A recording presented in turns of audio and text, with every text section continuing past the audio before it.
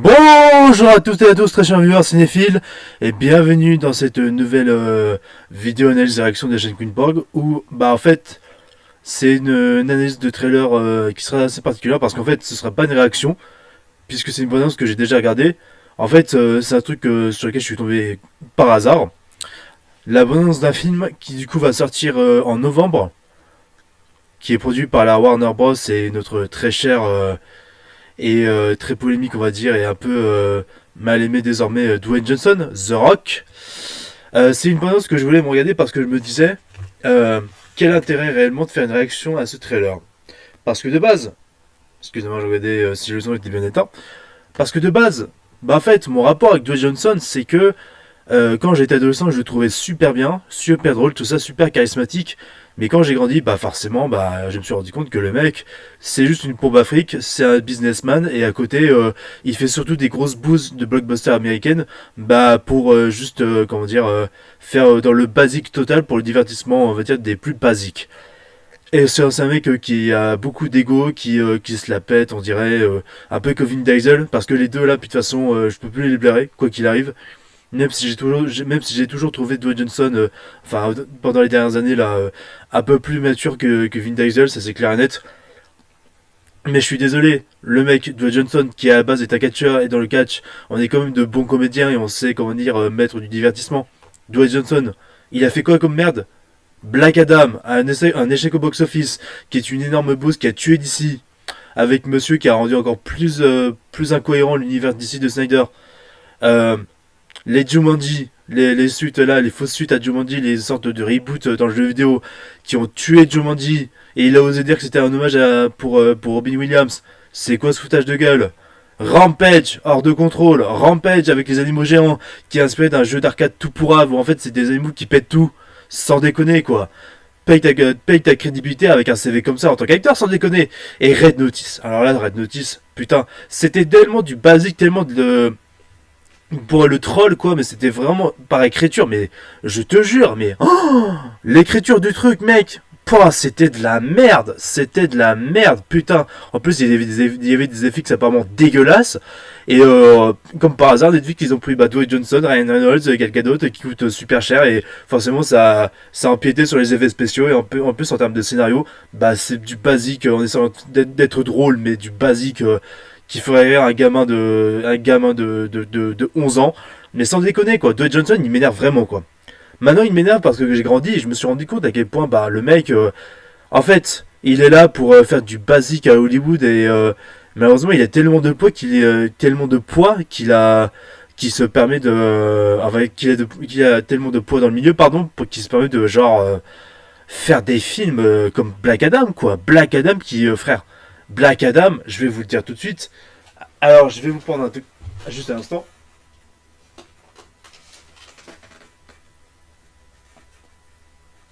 Hop là, hop là.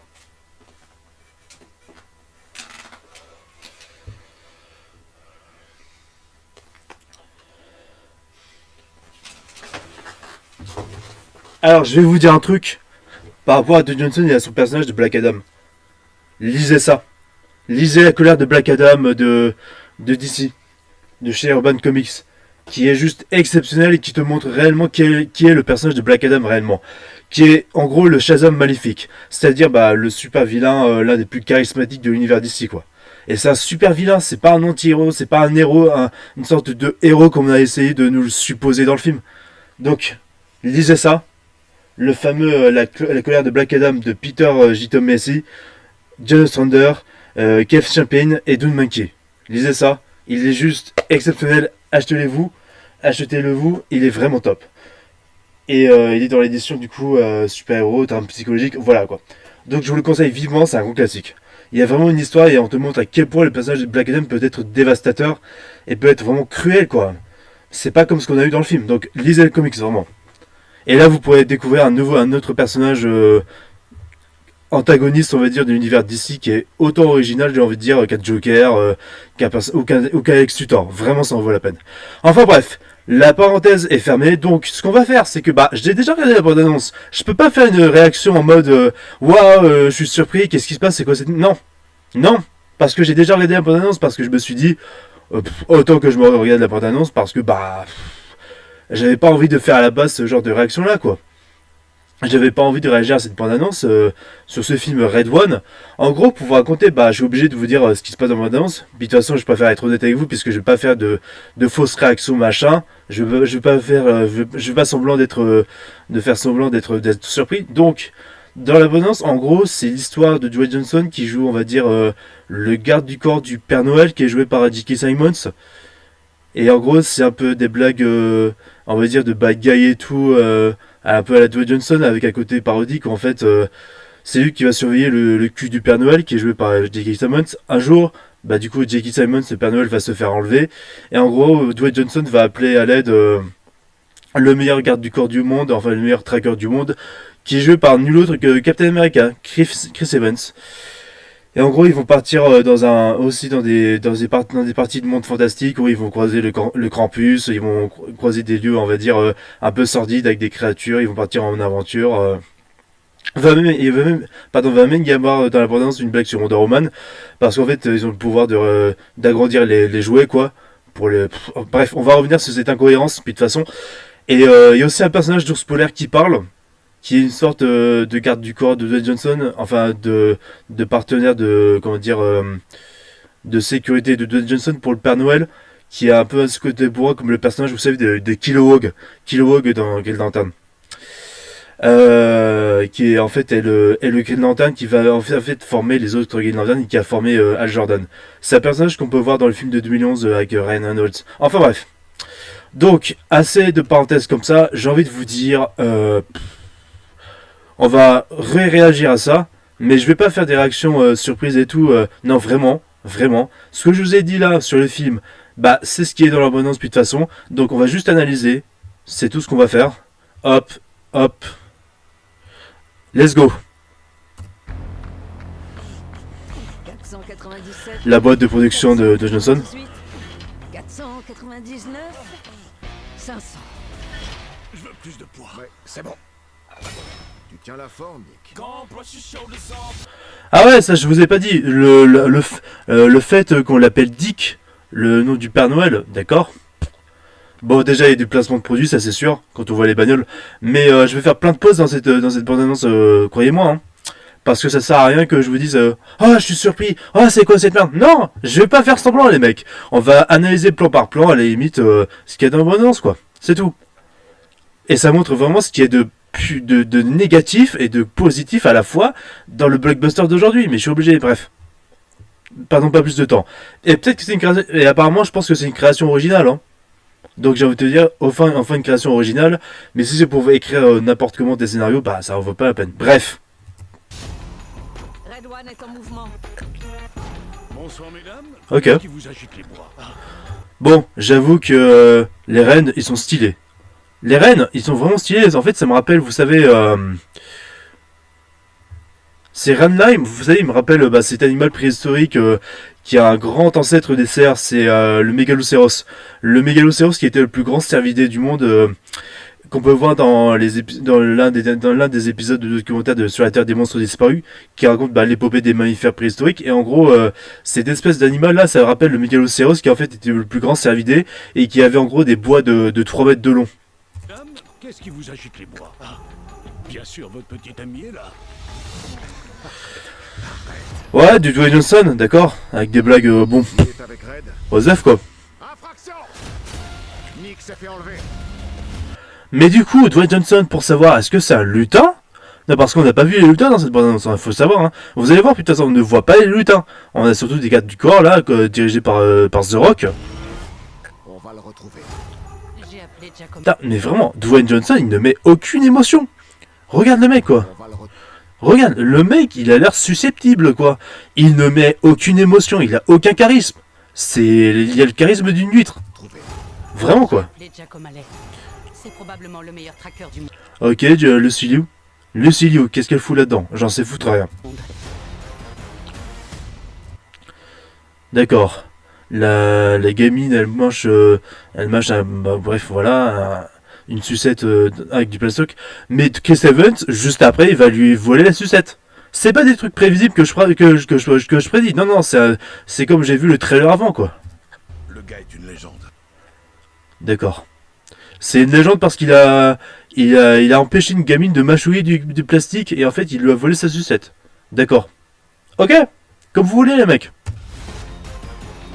Après visuellement ça a l'air cool. Qu'est-ce que je fous ici? Le budget est bien traité. Ce soir, Red One, aussi appelé Saint-Nicolas de Myre, s'est fait enlever au complexe du pôle Nord.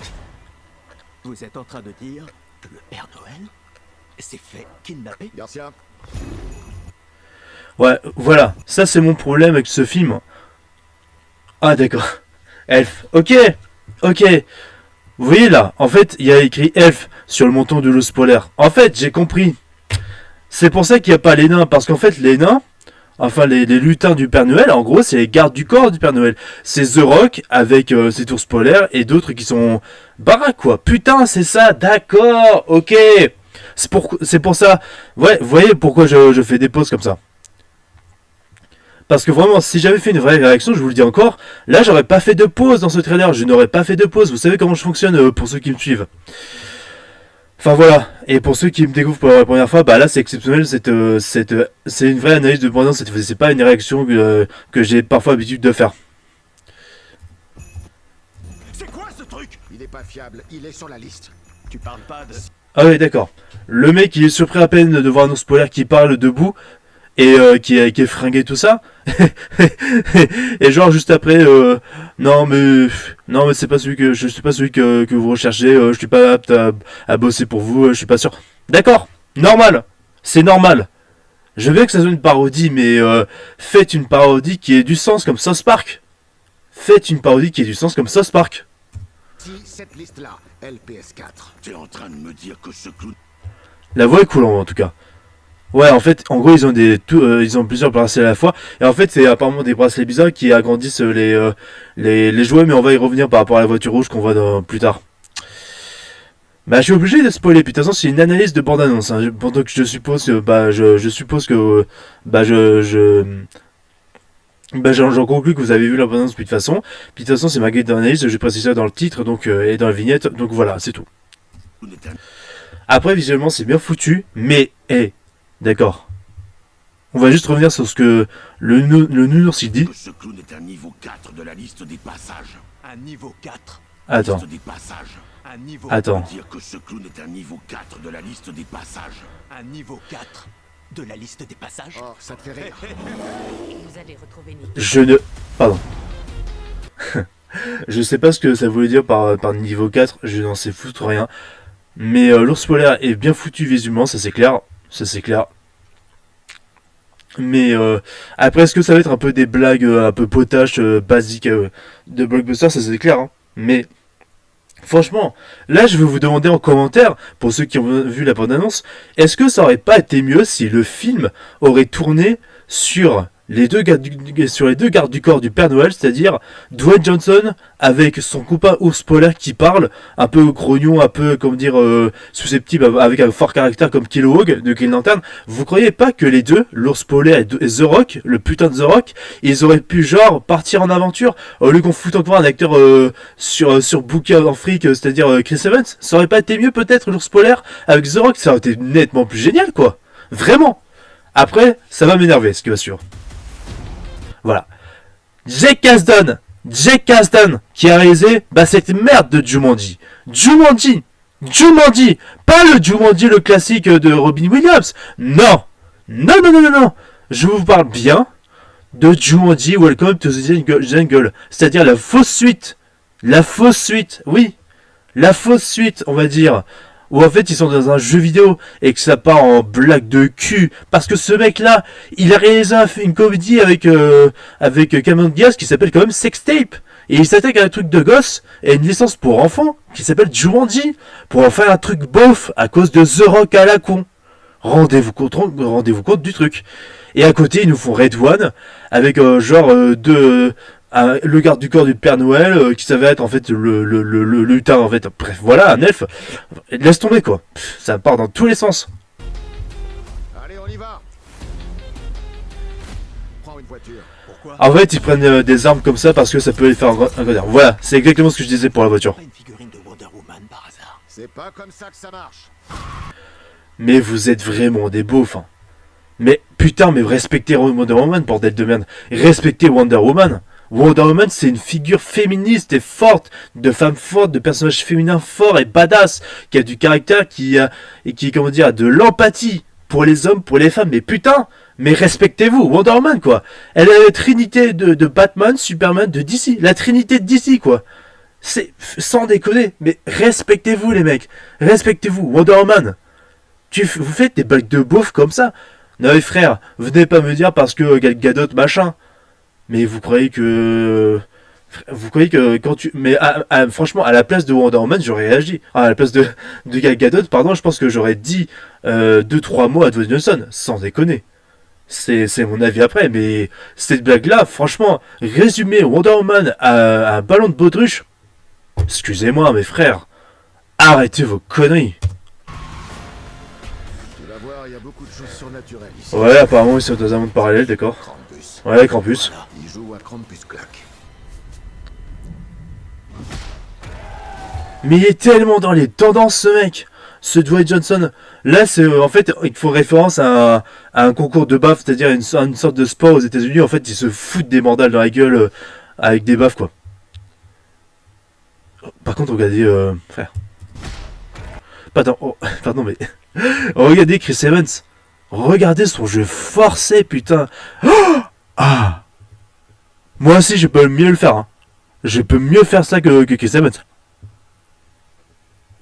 Mais qu'est-ce que c'est que cette merde, au secours? Oh, Chris Evans, il a été Captain America. Captain America, j'ai vu il y a pas longtemps Infinity War, putain. Oh, mais sans blague, quoi. Chris Evans, qui a joué aussi dans le à couteau tiré. Qu'est-ce que tu prends là, mec? Sans déconner, avec lui, là, qui se fout de ta gueule. Et en plus, Dwayne Johnson, il l'a pris, Chris Evans, juste pour le ridiculiser, quoi. C'est normal. Putain. Si t'as pas besoin de moi, je vais peut-être retourner. Après, il y a des maquillages qui sont bien foutus. Par contre, cette créature-là, ce maquillage-là, ça me rappelle vraiment, ça m'appelle vraiment, on va dire, un peu Zaius, enfin, du remake de la planète des singes de Tim Burton. Enfin, l'orang-outan qui était dans le film, quoi. De Burton. Enfin, bref. Si t'as pas besoin Après, les maquillages sont bien foutus. Ok. Préparons-nous à l'éventualité qu'il n'y ait pas de Noël. Dès que ça a l'air badass avec le spoiler. le Père Noël, je suis sûr. Je sais. Visuellement, c'est au point. Après, ça a du nana. Bonhomme de neige en approche. Par contre, faudra m'expliquer. Les bonhommes de neige méchants, là. Ils sont en plein soleil en été. En Floride ou je sais pas quoi. Et tu vas me faire croire que ces cons-là... Attends. Je vais bien remettre quand même. De neige en approche. Attends. Après, c'est du gros nanar, hein. Après, mais voilà ça, là. Quelqu'un peut m'expliquer? Vous êtes... Mes frères, ça n'a aucun putain de sens. Ça va être quoi la fin de blague? La fin de blague, ça va être quoi? Ces gens, ils vont fondre au soleil? Mais vraiment, frère, ça n'a aucun sens. Bonhomme de neige en approche.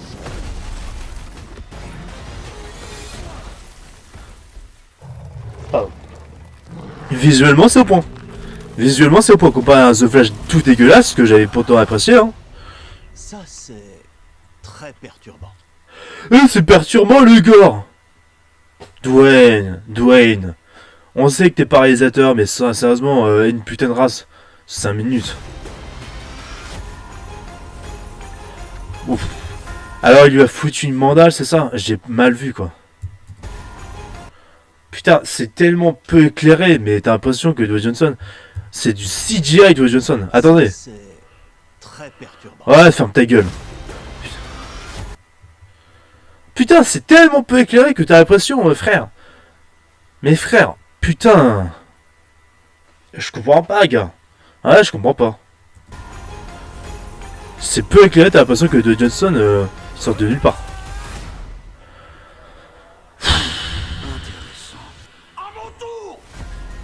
Oh la boulette. Bah frère, tu l'as giflé en même temps t'as voulu l'affronter le campus. Sérieux, quoi. Mon visage est toujours là. Ouais, t'es... T'es beau. Putain. Putain, quand j'ai vu la bande-annonce, j'ai prédit les deux dernières blagues de la bande-annonce. C'est-à-dire, genre la blague où ils disent, où t'as Chris Evans qui dit ouais c'est perturbant pour le bonhomme de neige, bonhomme de neige qui est coupé en deux, et quand Dwayne Johnson se prend une patate, genre t'as Chris Evans qui dit non mais t'es toujours très beau. J'ai prédit deux fois les blagues comme ça, deux fois. Mais sérieusement. Bon, comme vous l'aurez compris, c'est une semi-réaction, enfin plutôt une analyse de trailer. Parce que je veux montrer à quel point le cinéma d'aujourd'hui en termes de blockbuster est médiocre. Mais médiocre quoi. Après je pense que le seul point intéressant du film ce serait l'ours polaire. Ce serait comment dire l'ours polaire d'un garde du corps qui s'avère être un elfe et tout. Frère. Non mais sans déconner quoi. C'est de la merde. C'est vraiment de la merde. Ah je suis déçu. Mais si on a que ça comme blockbuster, pour vous dire encore une fois, le seul bon blockbuster que j'ai vu cette année, c'est assez chaud, mais c'est vrai. Le pire c'est que c'est vrai, c'est que c'est Godzilla X Kong le Nouvel Empire, c'est le seul blockbuster de bien pour l'instant que j'ai vu. Tout le reste, c'est des suites inutiles, c'est des films de merde. Après, en blockbuster, je veux dire en live action. Hein. Si on parle de blockbuster en animation, bah il y a Vice Versa 2. Bah, qui était là, qui a débarqué très récemment et que je peux vous dire qui est exceptionnel. Et quand j'aurai un meilleur montage, bah, vous ferai une vraie critique par rapport à Vice Versa 2 qui était vraiment bon quoi. Peut-être une critique pour beaucoup plus tard, on va dire une rétro-critique quand le film sera en DVD, enfin en format physique, bref. Tout ça pour dire que bah les gars, n'avez pas de votre temps pour dépenser de la thune pour un Dwayne Johnson qui se fatigue. Alors, franchement, gardez votre thune pour plutôt un Vice Versa 2 avec vos enfants. Comme ça, vous allez passer un beau moment avec de l'émotion et un bon divertissement, quoi. Et avec des personnages mignons. C'est tout, quoi. Bon, c'était QueenPog. Merci à tous d'avoir regardé cette vidéo. N'hésitez pas à liker, à vous abonner, partager, à commenter. Et on se dit à la prochaine. Salut à tous.